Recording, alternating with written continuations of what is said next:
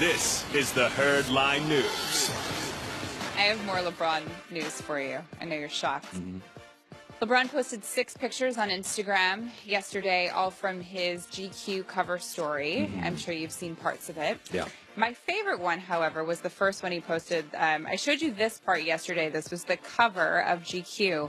And then he posted a caption on his Instagram that I particularly enjoyed. It says, "The kid from Akron is the greatest living athlete, according to my friends over at GQ." That's the part that I find interesting, but I'll read the rest, to be fair. "I truly appreciate the wonderful gesture, and whether I am or not, I just want to inspire and empower as many people as I can while I grace this planet Earth." Thank you again, GQ. Hashtag strive for greatness. Very inspirational. Do you not see what I'm about to say? It's a little arrogant, but it's very inspirational. I just wanted you to say that, not me. Yeah. But if you're the best in the world at something, you don't need to advertise it. I mean, the magazine already did, and it's cool. Like, post 6 pictures of yourself on the cover, but don't say, "I am the greatest athlete living." But how come Odell magazine Beckham, who's a fragile perimeter athlete, Odell Beckham, people defend to the core when he's over the top and give me the ball. LeBron's the best basketball player for 15 years, and he writes in an Instagram, "Thank you, GQ, for calling me great." It's like, no, he said, "I am the greatest living athlete." He is. He is. But does that mean he should walk around telling No, but I people mean, like, that? You already have a magazine doing it. If Warren Buffett, if their Kiplinger's financial magazine, Money Magazine came out, Barron's came out and said, "Warren Buffett's the greatest living stockbroker." And Warren Buffett said, "Yeah, I'm the greatest living stock." Okay. I mean, it would be one thing if you're 38th best, but when you are the best, Muhammad Ali was cocky. Muhammad Ali had a right to be cocky. I was okay with it. Well, I agree. You have to have a degree of confidence, strong confidence, in order to be an amazing player like LeBron is. And I would disagree. I don't think he's the greatest living athlete right now. Maybe current, not living. But I will give him some credit when it comes to their explanation of why he's the greatest living athlete, and I think that you will agree with this. They're talking about when it comes to on-court greatness, he beats Michael Jordan and every other athlete because he has the legitimate potential to play the game of basketball at the highest level longer than anyone else. And he's even said, if I was the most consistent and was at the top of the food chain more than anybody in NBA history, then yeah, I can be the greatest. And you've talked about this too. He has longevity. He'll be around and at the top of his game for a very long time, which also explains why he likes to rest and kind of pace himself for the season, because he wants to stay around for a long time. And if that's what makes him the best athlete, then I get his motivation. Yeah. I'm just giving him a little credit. There you go. Did you notice something last night in the Cavs game? They did not play the Kyrie Irving tribute video. They had this whole thing planned out, and they didn't play it. And there are some different opinions on why that might have happened, or different reports, actually.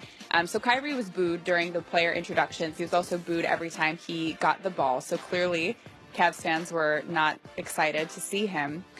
One report also went out that the team, some of the players were upset that a video was even planned and said they didn't want it played because he actually requested a trade, which is interesting. Another one was that it was just kind of a floating moment and that it never presented itself as a good opportunity to play it. And another theory was that because of Gordon Hayward's injury, it didn't seem appropriate. Yeah, that kind of changed the mood in the arena. Certainly changed the mood. I mean, you even see, like, Cleveland players. They couldn't look. It was so sad.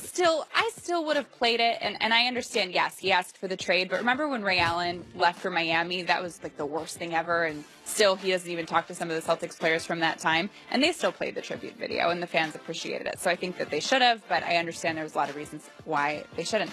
And finally, in the Warriors game, something really, really surprised me, Colin, and I bet it surprised you, too. Did you notice Nick Young and all of his threes? Yeah. I feel like many times throughout the game we saw something like this. Green checking the floor. Rockets get back in a hurry. Here's Young open for three. Yes.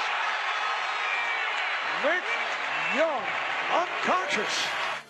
Something like unconscious. He had 6 threes in the game, which means that he now holds the record for the most threes in a Warriors debut and in any season opener. I was not expecting for Nick Young to be setting Warriors records in his first game.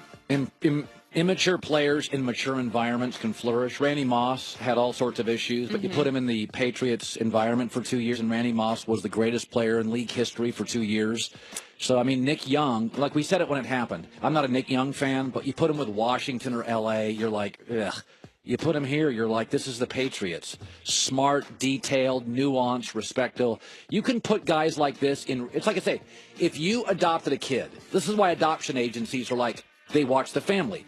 If you have a history of, a little dysfunction and immaturity, given for a short period of time in a very high-functioning environment, you can flourish. And I think Nick this year will probably, now again, this is game one.